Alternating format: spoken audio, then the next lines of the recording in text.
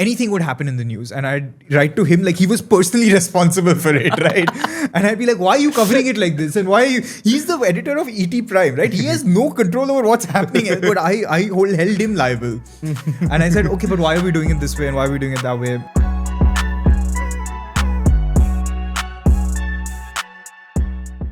So today I have with us Mr. Arjun Chaudhary, who has done his bachelor's in economics and public policies from University of Toronto, and he has done his master's in political science from London School of Economics, and currently is residing in JPAL, and he has been mentoring me for my IBDP for the past 6 months.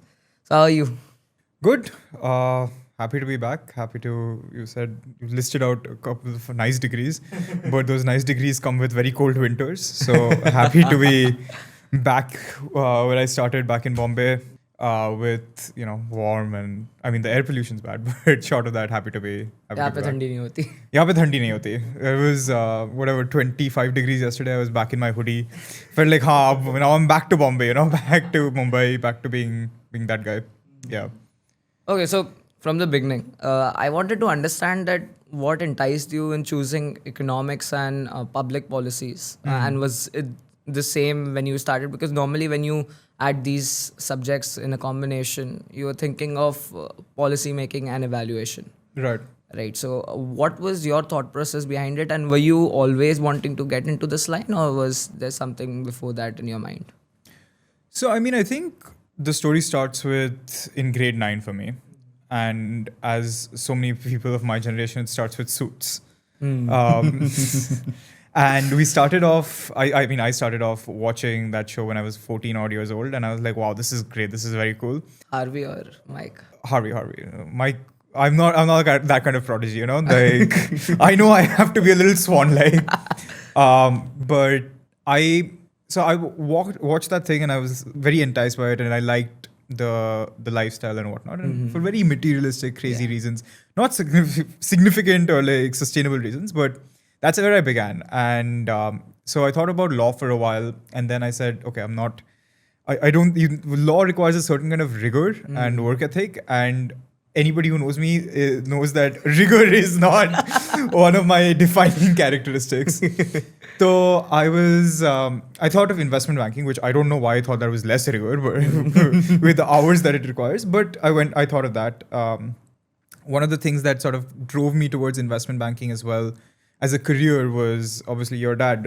So he was one of my early mentors, and I looked up to him for a long time. I still do. And he was a investment banker. So we had many conversations about it, and it was an idea that appealed to me, the career that appealed to me. So that's how I began thinking about economics at large. I mean, I'd studied it for a few years at that point, but as a career or as a sustainable solution, economics began in my head around that time. So we started there, and I also picked up an interest in sort of policy and how people are working and how governments act and what don't act. I don't know how that came about, to be honest. And this was 11, 12? Yeah, around 10, 11, more than 12. But okay. I this like need to find information or why people with power are influencing economics in a certain way. So started in economics and then spread into policy from economics, really. And I started thinking about policy and global structures, and those sort of that influence of that congregation really got me thinking about political economics and how policy affects economics and how economics affects policy, because they're very mutually interrelated fields. And outside of academics, were you doing something like, were you participating in MUNs? That interested you? I was very much a MUN kid. I mean, I think the older you get, the more distance you want to put between yourself and that label. But I was very much a MUN kid back in the day. I did a fair few of them. And I did them with a great group of people. I think with MUNs, I had a great time with the people I did it with more than anything. You have done more than 10, 15 MUNs? I think so. I never kept count, but I'm sure over the years and some terrible decision making, I could have been more productive. But no, I mean, not to disparage it, I had a great time with the people I met there. So yeah, I was doing this kind of stuff, but also, so the more I got into policy and economics in that field, I also developed a very tangential relationship with journalism. And that's something I did eventually end up getting into for a while. And yeah, so that was my sort of route into economics, is thinking about finance first. And so even when I started with Toronto, part of me still wanted to do finance. And part of me was thinking, okay, is this something, maybe I can build a career in finance? In the end, I chose not to do that. I found a calling in research and academia and policy making or policy evaluation. And sort of I've stumbled into my career as it is right now through that.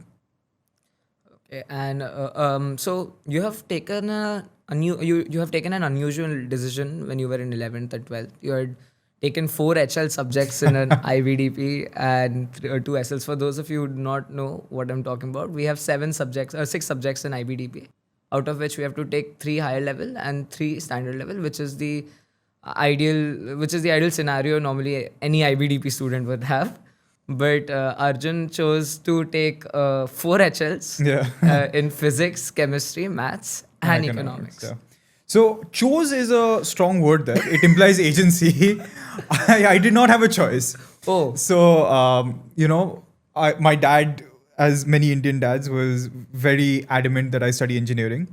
So the deal I struck with him, which I called PAP, right? Parental Appeasement Program. And the deal I struck with him was essentially, look, you let me do economics at the higher level for 2 years in IB. Simultaneously, I will also keep my options open by studying physics and chemistry. So for most of IB 1 and then IB 2, right up until the final exam, I was doing 4 HLs and 2 SLs. At the very end of it, when it became abundantly clear that I was going to be an economist and I was going to do economics, and this was right before COVID began. So I had just finished my mocks and we were waiting to hear back the results. I dropped my chemistry from HL to SL. Or this was right before my mocks. But I struggled through that hellhole for 2 years till I could convince my dad that I was serious about economics and it's a serious career as well, because he's an engineer. He believed that his beta will also be an engineer. I think I broke his heart and his dream with that one. But yeah, I did 4 HLs. I don't recommend it. Yeah. So since you talked about COVID, you were part of the COVID batch for the 12th boards, right? And an unfortunate thing happened with you. You got less points compared to what you expected. So IBDP again 6 subjects, and each subject is graded at 7 points, and 7 into 6, which is 42. And there are 3 points for extended essay and TOK and CAS. So you had got a PG of a predicted grade of 42. Yeah, so the school predicted me at 42, and the predictor is important, as you know, because we apply to universities with this. Yeah.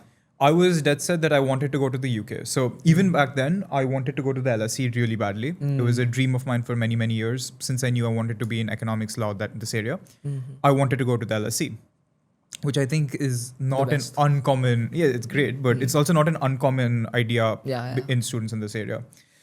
So I thought LSE and 42 predicted. I was predicted, I think, 7s across all my subjects and 6s in my 2 languages, English and French. Yeah. So 42 predicted. I didn't get an offer from the LSE. I got clean rejected from there, but I got a very good offer from UCL. So that's University College London, to study PPE. So that's philosophy, politics, and economics. Okay. Great course. Loved the idea. Jumped on board, accepted the offer. My conditions were I had to score 39 points with 766 in the HL, with the 7 being in mathematics HL. What ended up happening was I didn't get to give the exams, right? So they had some algorithm that IB made. God alone knows what it was. Yeah.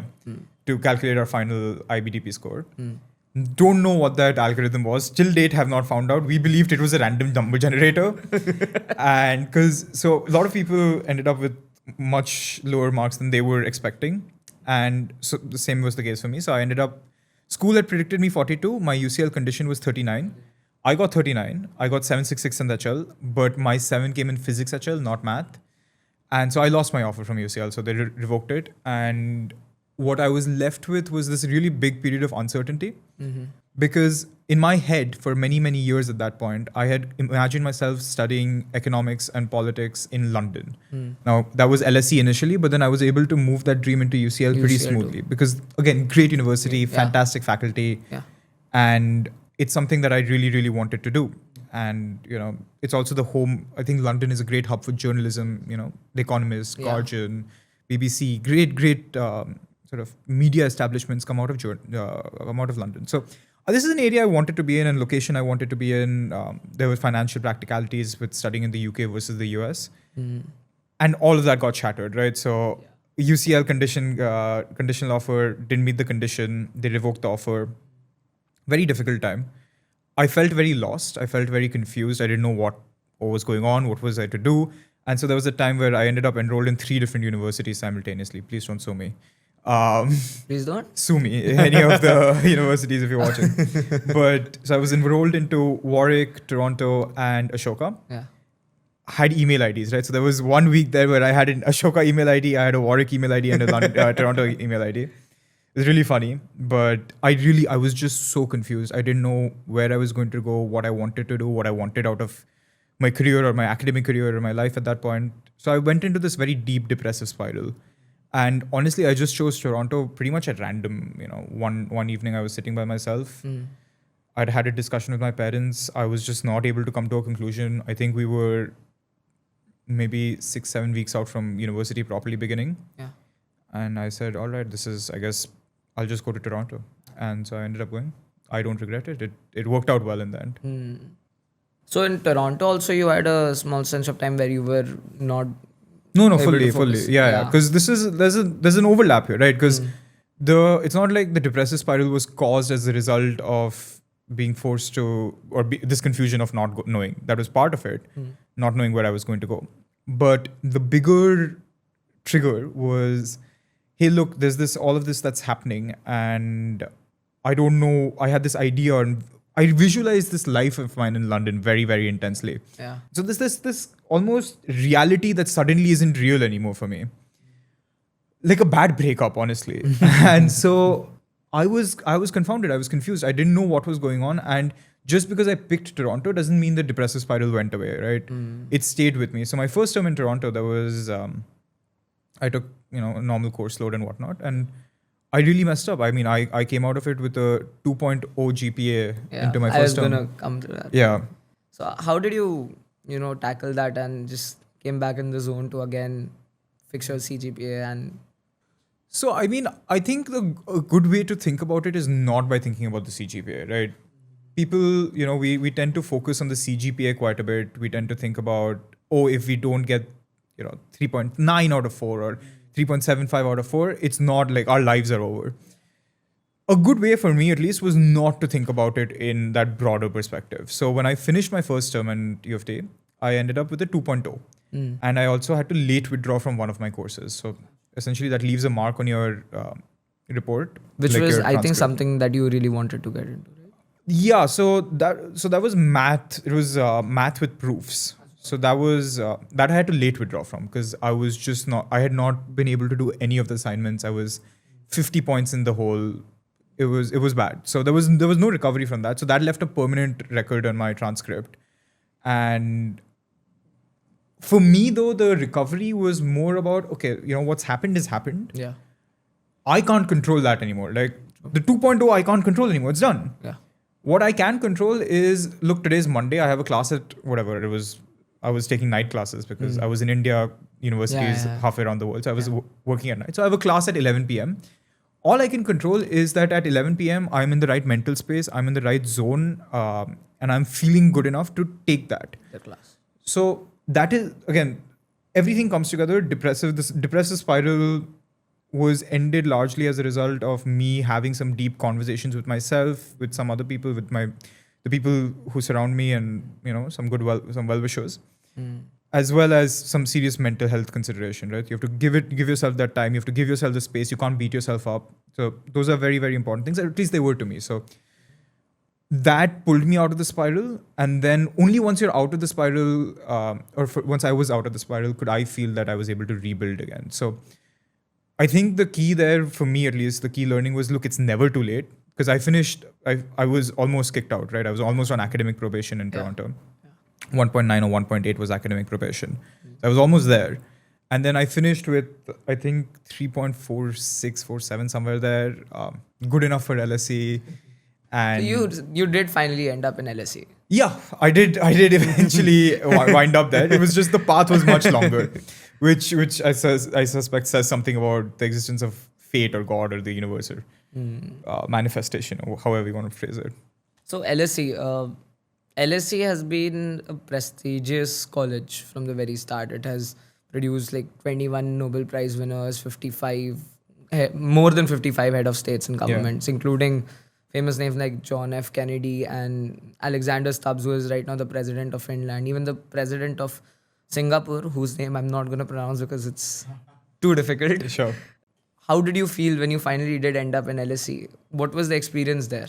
I mean, LSE was great. So funny we should mention Alexander Stubbs. So he actually he was at he visited the LSE in my year there. So I was there for a master's. So I was there for a year. Okay. And he visited, and unfortunately I was not able to attend the event. But a few of my cohorts, classmates who were Finnish, did attend the event, and he took time out. He came and then he spoke with them. He spoke with them individually for a few minutes each. And it's an where in the world is the president of a major economy going to come and have a just general chat with you? And Finland, I think, is especially important these days because it sits on that border with Russia, right? So it's really Europe's first line of defense against a Russian aggressor. So it's very, very interesting. LSE is a crazy experience to have had. I'm very grateful for it. So I got to hear some great speakers as well. Sachin Pilot came and spoke, which was an interesting conversation. I don't fully agree with him on everything, but it was an interesting conversation. And I got to hear some very, very well-known academics come and speak. Pratap Bhanu Mehta, who is, I think, Mehta, I'm forgetting the name, but he was the vice chancellor for Ashoka, I believe, and also maybe he was not the vice chancellor, but he's a very well-established professor and philosopher. Applied in 3 universities? No, I did not, in fact, let him know any of that. But he came and spoke. So I had some great time there. He's a great political theorist. Life-changing interaction. And, I got to study under some of the great minds who are working in comparative politics right now, which was my degree then. This professor called John Seidel, who works in Southeast Asia studies, and he was brilliant, just brilliant. Nirvikar Jassal, who is a South Asian specialist, he's fantastic as well. So I got to study under him. And it was a very, very enriching and just amazing experience. I mean, very few places in the world are like the LSE. But more than, the faculty is fantastic and the experiences are fantastic, but the people you meet and interact with are amazing as well. The network you build there. The network you build, but you don't have to think about it as a network. You got to think about them as your friends. Right? This is if you think about it as a network, you're never going to be able to hang out with them, right? That's true. You want to be able to see them and sit in a cafe at 4 p.m., 5 p.m., or go get a bite at 6 p.m. because they're your friends. They're the people you're going to interact with. And if you think about it in a sort of transactional networking sense, I think it's a little. It's just sad. Formal, very formal. Yeah. So no. So I do recommend it. Think about your peers as your friends. Yeah. So I was privileged to have some amazing friends. One of my closest friends, she was working for the UN just a short period of time ago. Now she's in London working for, I think, a political risk consulting. Before that, she was working for political opposition groups in Latin America. Wow. So she was on the ground in so many of these dangerous countries and authoritarian countries and helping opposition groups sort of organize. Another one of my friends was a journalist in Colombia.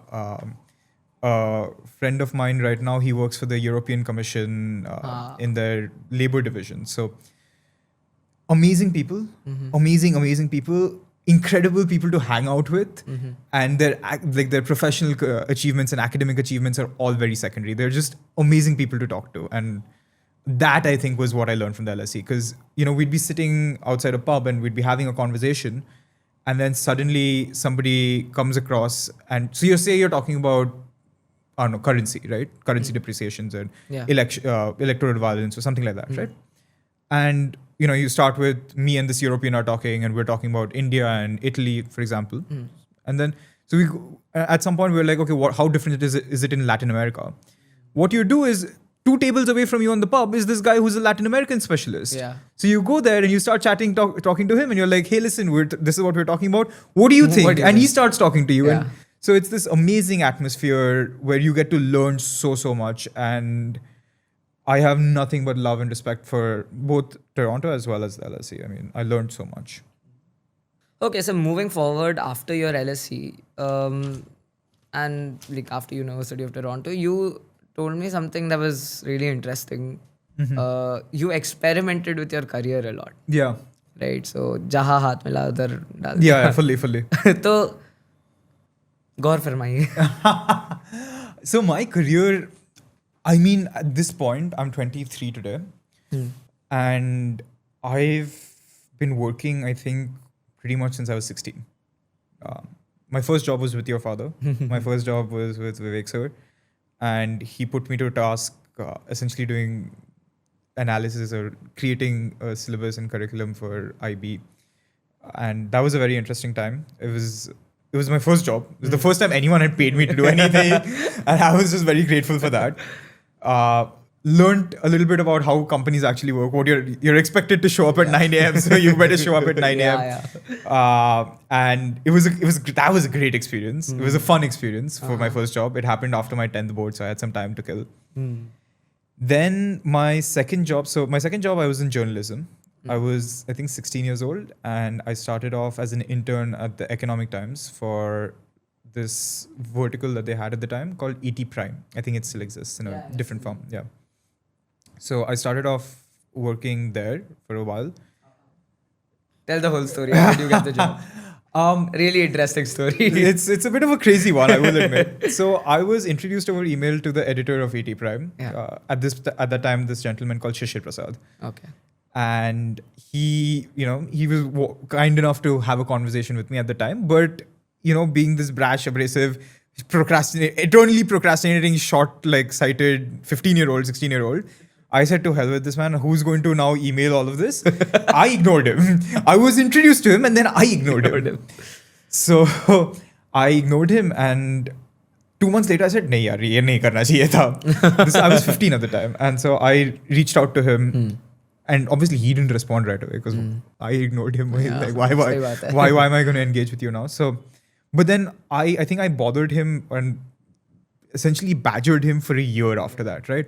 Anything would happen in the news and I'd write to him like he was personally responsible for it.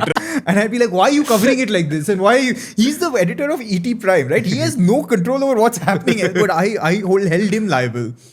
And I said, okay, but why are we doing it this way and why are we doing it that way? In the middle there, I started writing my own blog, which is fantastic habit. I recommend it for people. But I started writing my own blog, putting my stuff out there. So in eternal confidence, I was like, who should read this? The editor of ET Prime. So I emailed him the link saying, read and give feedback. His feedback was like, what are you guys writing? It's crap. And so we started there, and so he started engaging with me a little bit, because a kid starts sending you a dozen emails. At some point, you're like, kya hi hai? देख लेता है. And then at one point I remember I was watching the news and I was very annoyed. And so I emailed him again saying, what is going on? Why are you guys covering? Why is the news media covering it like this? And I think he just got sick and tired of me. वो थक गया था वह. And he said, come down to the office. I will give you a tour. We can have a conversation. You can meet the reporters. You can see how news is formed. And we can. And this was when you were 17. This is when I was 16. 16. Okay. So I had not fully turned 16. I was still 15. Boards खत्म हो गए थे 10th के. 10th के boards खत्म हो गए थे. So my 10th boards ended very. And you have that 4-5 months का gap रहता. So I was 15 at the time, and I said, okay, fine, I'll come and meet you. No problem. Happy to do so. And so I went to meet him. This was ET Prime at that time was based in Times Tower in Kamla Mills, Lower Parel, Bombay. And I went to Kamla Mills, I went to Times Tower, and once I get there, I realized, boss, I don't know where the office actually, which floor am I meant to come on? So I called him saying, sir, where? He said, we're no longer in the office. Kone mein ek restaurant hai, udhar aaja. So he called me to the restaurant, and I went to the restaurant, and it's this group of 20 or 25 or very senior journalists, veteran reporters, and everyone's in their 40s and 30s, 40s, whatever. And there's just me at the age of 15, asking them all these sorts of horrible questions, invasive questions. Why are you in it? When did you get into it? How did you decide to do this? Very personal, very invasive questions, honestly, which they were very kind to sort of tolerate and reply and, understand where I was coming from, what I was asking.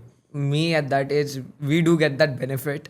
that we can ask something and they would not mind, and they would actually maybe answer. Correct. I mean, this is the take advantage of it, right? When you're still 16, nobody's going to throw a shoe at you. That's a real life learning. There is nobody will throw a shoe at you at the age of 16. Ask questions.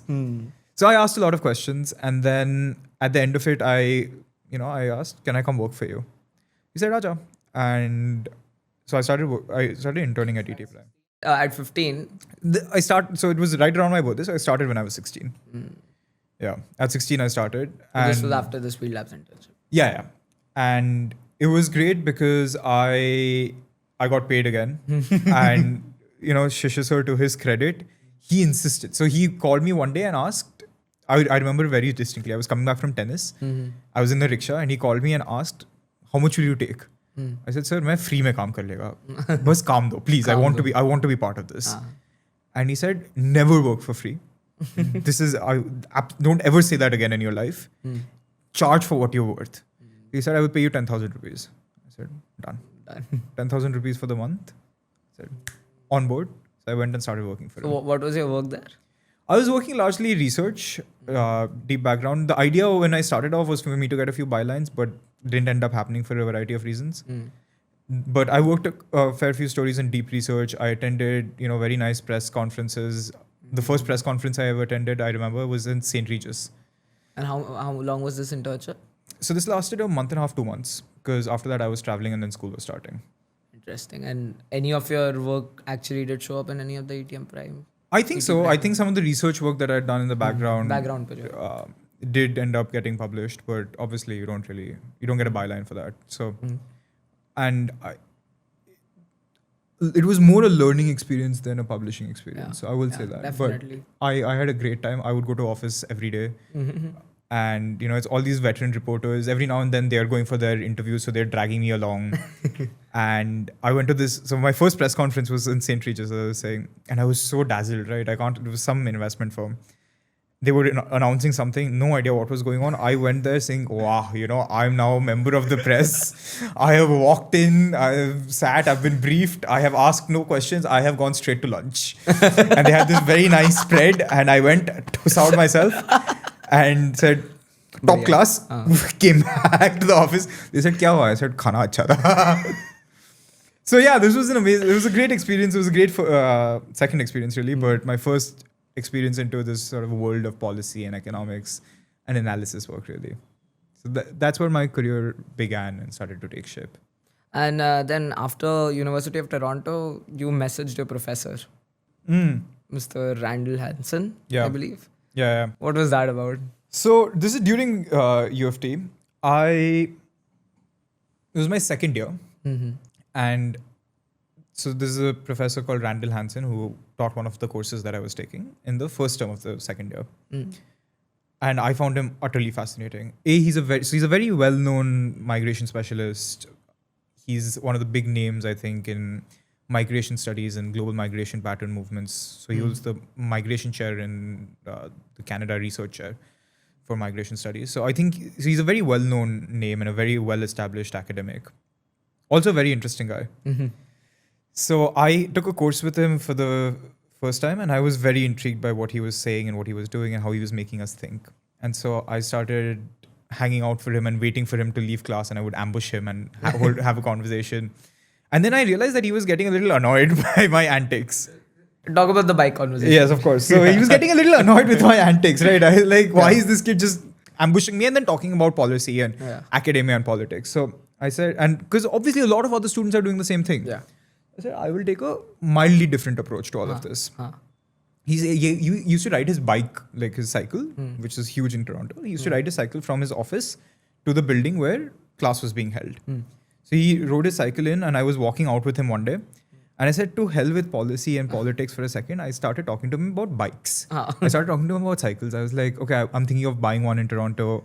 What kind of tire thread, and so he started explaining, because it snows and the weather's like this, slush is like this, you want to buy this equipment. And that's how we started talking. So we started having a nice chat there, and then I started emailing him a lot more, and we started having conversations. And then term ended. Next term began. I realized, boss, Toronto is expensive and I am broke, right? I want some going out money now. Yeah. And I emailed him saying, hey, listen, hi prof, remember me? And I'm looking for work. Ah. Can you, are you hiring research assistants? And he was, very luckily. So he said, okay, I'm working on this book right now. Come join the project. It was towards the end phase of the book, but it was still very interesting to work on. So it was a flagship book that I recommend everyone to read. War, Work and Want, or Work, War and Want, something like that. But that's the title of the book, War, Work and Want. Okay. And it's by Randall Hansen. But fantastic experience. Got me into research. That's what got me into this thinking about academia. So I worked for him for the next 3 years. So second, third, fourth year, I worked for him. Oh. Had a great time, worked across 2 projects. So this first book, and then I think the second book isn't out yet. I don't know. Okay. So. And your project work was on migrants costing more than they're paying taxes. Brief. Yeah. So that was a separate project I was working on. Yeah. But so because I was working with him, I started thinking about migration very deeply because Hansen was a migration specialist. And I started working for one of my courses on this paper about migration patterns in Canada. So there were 2 papers that were already written before. I can only remember one, and it was by Gruber and Grady, I think for one of the think tanks. I can't remember exactly which one, but they had created this methodology to investigate whether migrants were bringing more in taxes into Canada than they were taking out in benefits. Yeah. Because that's the entire basis of the Canadian migration pattern system is our population is aging. We want younger workers to come and contribute to the economy.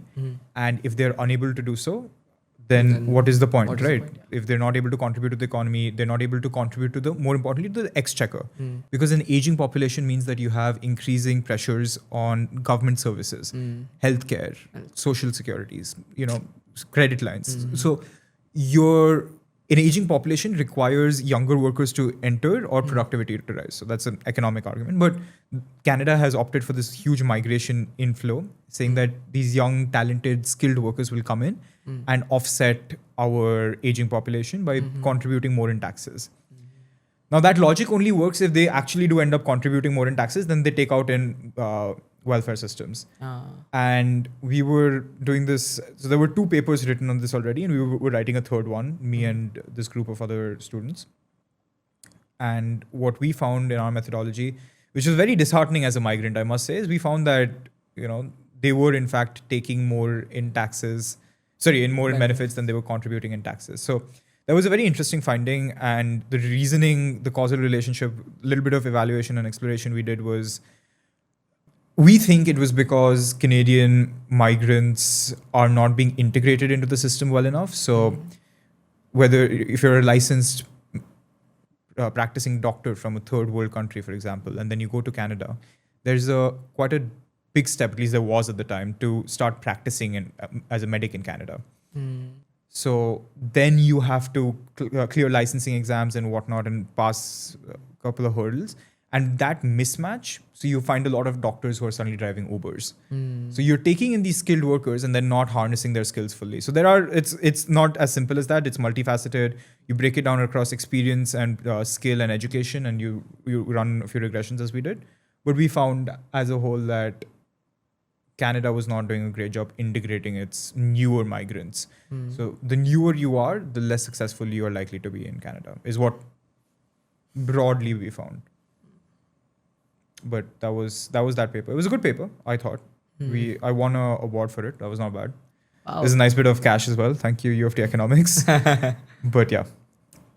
And then finally landing to JPAL. How was that? The coding test? Yeah. So before we start with this, I have to make it very clear. Legally, I'm required to. For sure. I am not a authorized representative of JPAL. I cannot speak to any confidence about any of the projects we're running or anything like that. Yes. Because obviously. Yeah. But how I got the job, I can certainly talk about. What happened was JPAL is an institute I've always wanted to work for. And when you're in economics and when you're in policy, it's one of the big names, right? So it does policy evaluation. Yeah. So the idea of JPAL or its mission is to do evidence-based policy making. And we do it in 2 ways. One is this evaluation that we research and we do randomized control trials on policies for governments around the world. Yeah. And the second is very outreach programs. So we try to convince governments to do evidence-based policy making. So JPAL is one of the big names in developmental economics. It's Esther Duflo and Abhijit Banerjee have won Nobel or prizes as for advocating on this, and they're the the founding members of JPAL, along with I'm forgetting his name. But so JPAL is a organization I've wanted to work for a very, very long time, and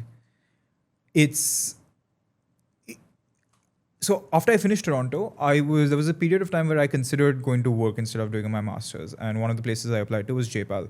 Didn't ever get past anything except once I got invited to do a test, and that test, it didn't particularly go well. I never heard back from them. So I went to the LSE, finished at the LSE, and I was again towards the end of my time there. I was wondering, how do we start off with, how do we start thinking about jobs now, and what do I want to do after this? Where do I go? And I looked at the JPAL career site after vowing to never apply there after I never heard back from my test.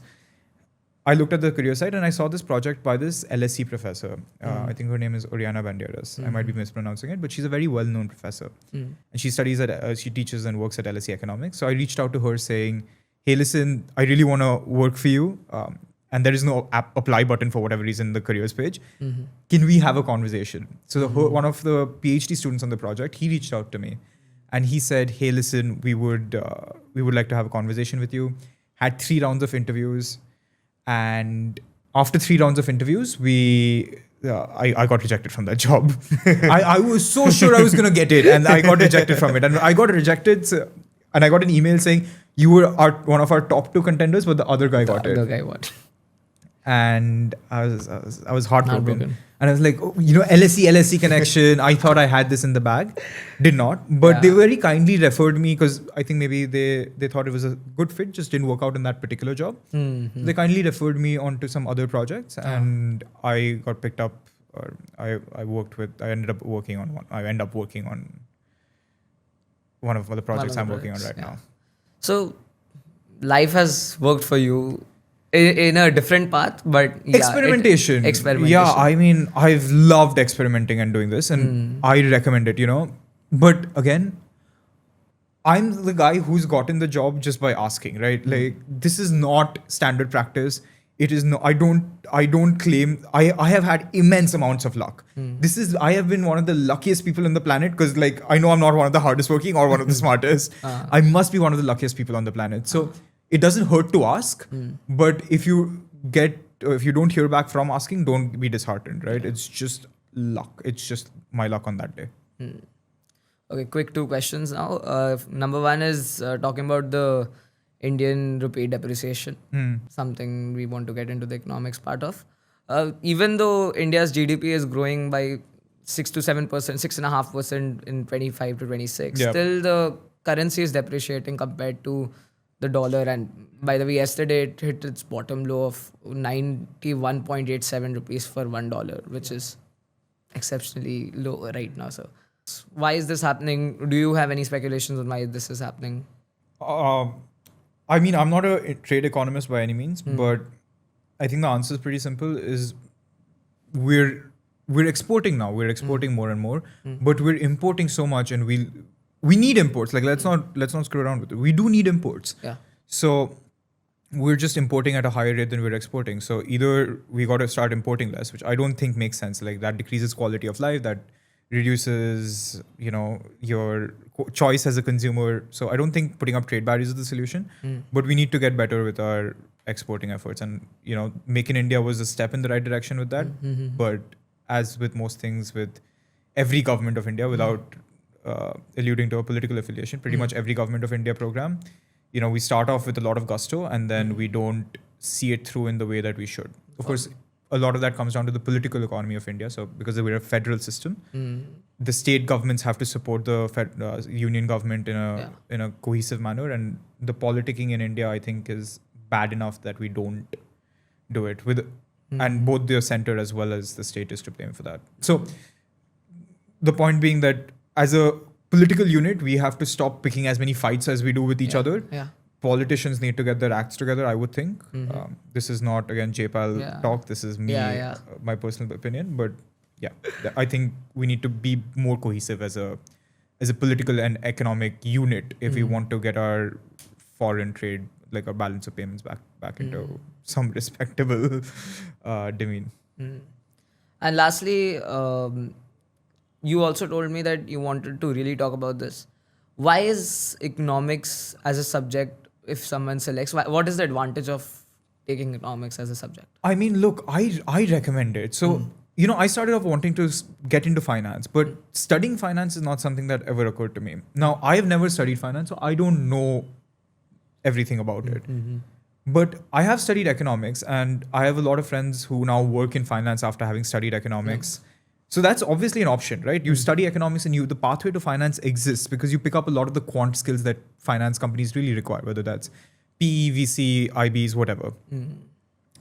On the other hand, studying economics also introduces you to this very critical and analytical way of thinking about not just one sector as slim as finance, but across a variety of things. So when you study microeconomics at a deep level, not your introductory classes, but advanced microeconomics, advanced game theory, advanced macroeconomics, you begin to think about the structures that surround us. And getting that perspective, getting that frame of mind, I think is a fantastic tool. Even if you're in finance after that, it's a great mindset to have when you start studying something or working somewhere. That said, it also opens doors if you want to, for example, get into public service tangentially, which is sort of where I like to think of myself now, where I'm a public servant but not employed by the government. So I get to work with governments, I get to work on make a change at a very real level, but from a distance. So public service becomes an option when you study economics. Consulting and all of those careers also exist, but I think economics is an incredibly versatile subject. Yeah.